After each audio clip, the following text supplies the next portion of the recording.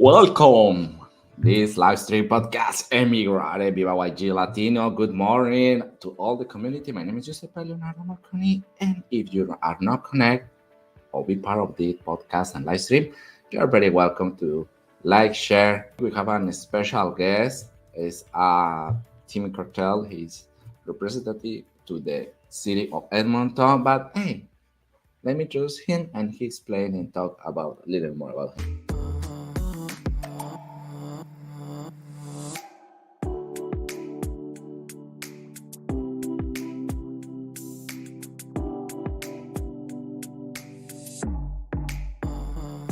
Thank you for taking time to talk and speak with us today. And to start, could you please introduce yourself and provide a bit of background about your work and experience, please? Oh, sure. My name is Tim Cartmell. I am the City Councillor for Ward {𝐴𝐴𝐶𝐿} in Edmonton, which is the southwest part of Edmonton. I represent the communities of Riverbend and Terwillegar and Windermere. I've served on Edmonton City Council for a little more than 6 years. I'm in my second term. And besides that, I'm a structural engineer and project manager, and I've worked for about 35 years in those fields. And I was born and raised in Edmonton, and I'm happy to serve on City Council.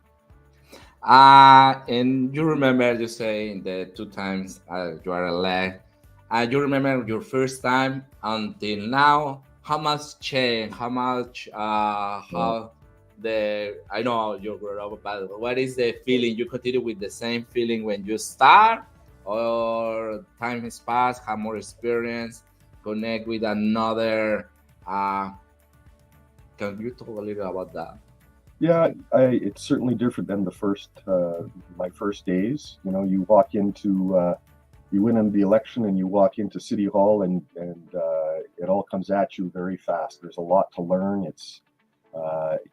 And you wonder if you're ever going to get to a place where you really understand what's going on. And so 6 years later, you know, having some experience, you see the issues sort of come up time and again. You have a better understanding. You understand the processes, how things work at City Hall, and it's a little bit different. So it's certainly different than the first day.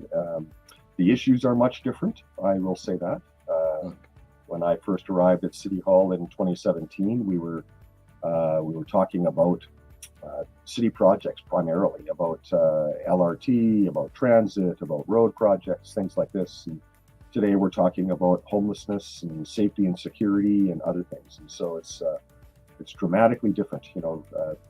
And in the last 6 years, among other things, we had a pandemic to govern through, and no one that I have ever met had any sort of experience in dealing with that. So it's been a very interesting, very demanding, but also a very rewarding 6 years at City Hall for me.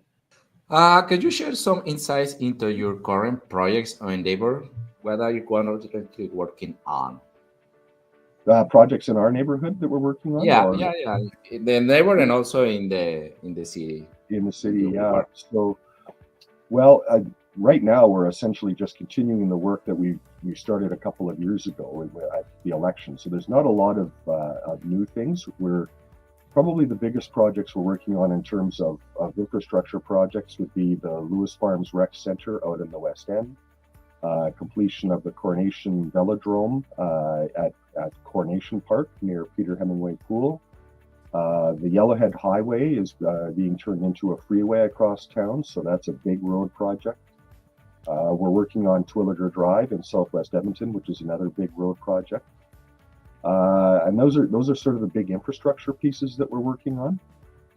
From an operational perspective, we are doing a lot of work on our budget. And one of the things that we've been working on for over a year now is to identify roughly $300 million in spending that we do every year that we can save and reallocate to new priorities, or that we can save and return to taxpayers. So that's a work in progress. Our budget is approximately $3.3 billion per year. And so to find roughly 10% or $300 million that can be redirected is the challenge before us, and we'll see where we get.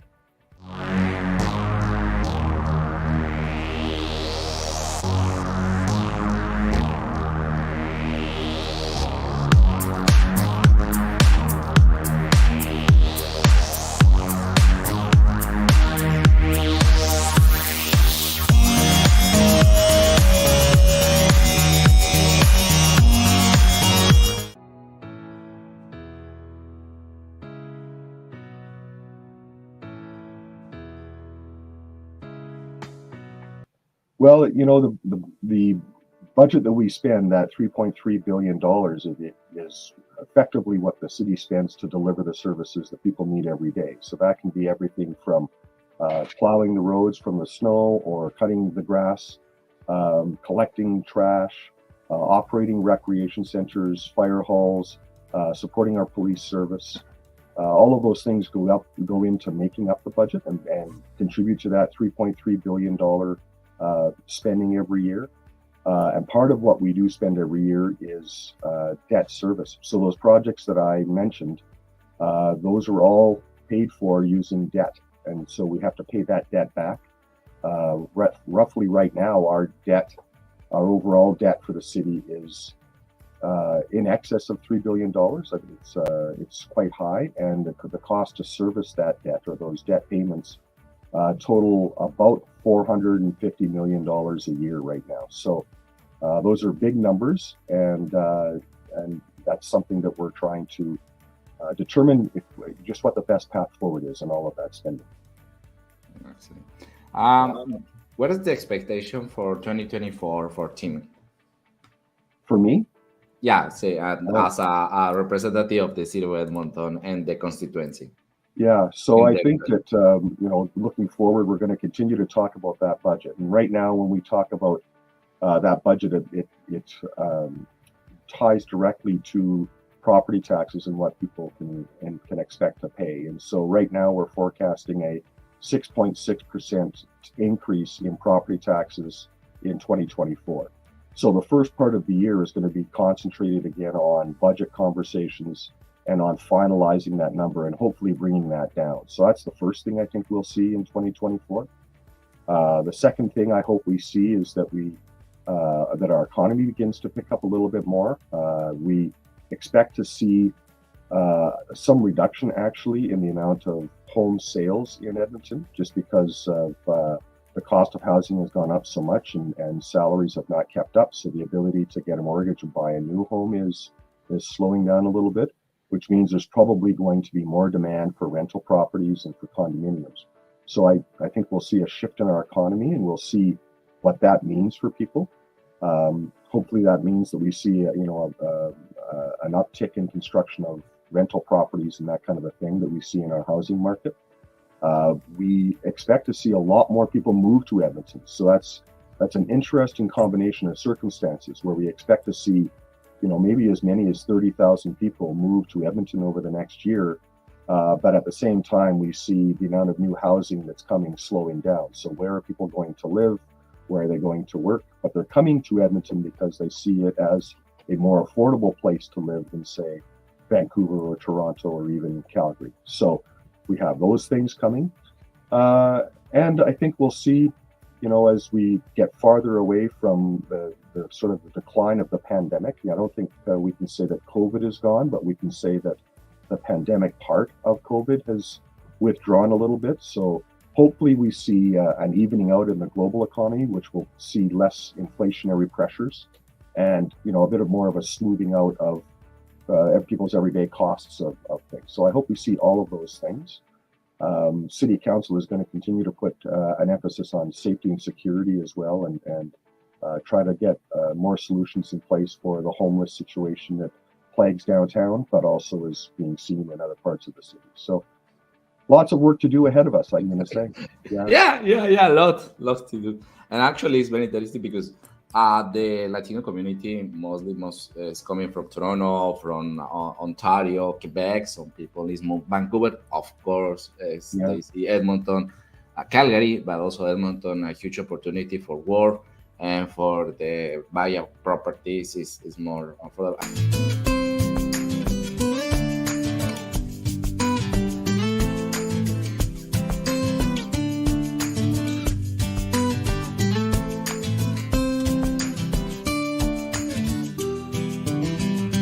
Formas para mejorar tus relaciones con el dinero. 1.